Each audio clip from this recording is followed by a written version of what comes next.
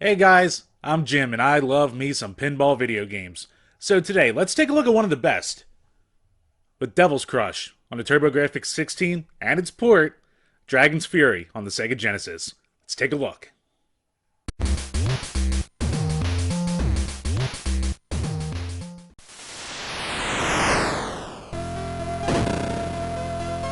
Originally released in 1990 on the PC Engine and TurboGrafx-16, this was developed by Compile and published by Naxxonsoft. In Japan, it's known as Devil's Crash. The North American port of Dragon's Fury was developed by Technosoft and published by Tengen. Here's the thing to know about Tengen carts on the Genesis.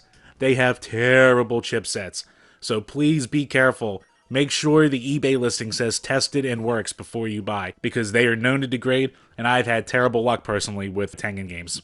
Buyer beware as far as that's concerned. Outside of that, it was eventually ported to both the Wii and Wii U on the Virtual Console and on the PlayStation Network. Graphically, these games look great. I'm gonna have one little complaint here and say that neither of them look quite as cool as Alien Crush does, just because Alien Crush had such a bloody, gory kind of setup, and Devil's Crush is kind of plain. It isn't plain looking because everything that's going on at the table is awesome. All the dragons and the people walking around and the guards and the face in the middle and all the minions up top and all the special tables. Everything looks great.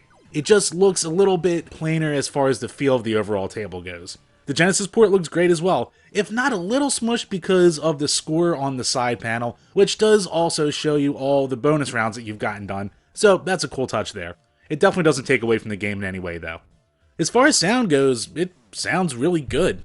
You only get one song this time as opposed to Alien Crush, but it's such a good track, and it's so multi-layered. Like, it starts out pretty simple, and then it just builds and builds and builds to this ridiculous crescendo with all these different sound channels going, and it's a very complex tune, and it sounds great on both consoles. And even though it's got different composers, it's still basically the same composition. With the Genesis port, it sounds like a Genesis game. It's not a bad thing. It still sounds really, really good, even though the Turbo might sound slightly better with overall the sound effects and everything like that. Either game, though, sound-wise, you really can't go wrong. Control. It's as simple as can be.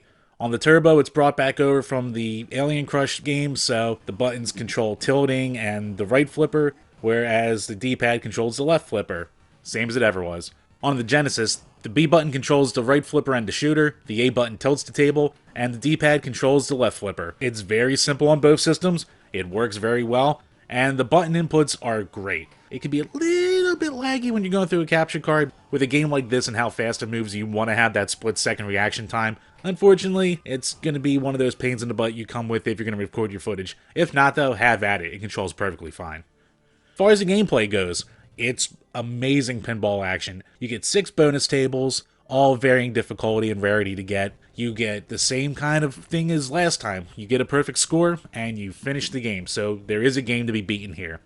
On the TurboGrafx-16 version, if you enter the code Dave White from GameSec, you can actually see the ending of the game. It gives you that perfect score, and you can see the end. It's awesome. The codes on the Genesis version, though, are different, so that was a little bit of a pain in the butt. Like I said, get a perfect score, you beat the game. It is hard to do, though, and you're going to have to put some time really into learning this table and all the quirks of it in order to get those scores. It's typical Naxxonsoft fare where the ball feels a little light, and every once in a while it can just shoot off in some crazy angle or some crazy direction, which can always be a pain and lead to some cheap deaths. Outside of that, the gameplay is just so fun. The table is so diverse and dynamic.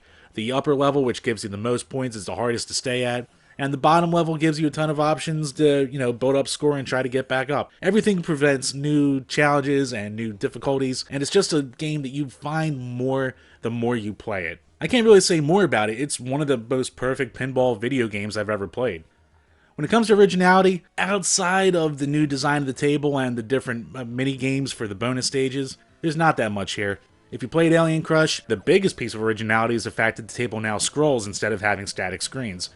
The upside is that it's a way smoother playing experience. And the downside is sometimes you can lose the ball in relation to where your flippers are, and you might lose a ball cheaply until you get used to the game. That's a minor complaint for me. This game is just great. When it comes to replayability, again, there's not much. You have high score screens, so you can keeping track of your scores. They don't save though, unfortunately. Just make sure that you write it down on a piece of paper if you're really proud of your high score. Once you hit that perfect score, there's almost no reason to go back except for just how fun the game is.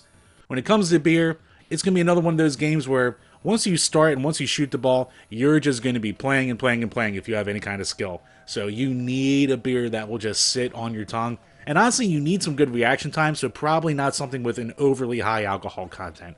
So when it comes to the beer recommendation, I'm going to go with the Scratch 307 series Cherry Chocolate Stout by Trogs. This quickly became one of the best beers I've had in a long time.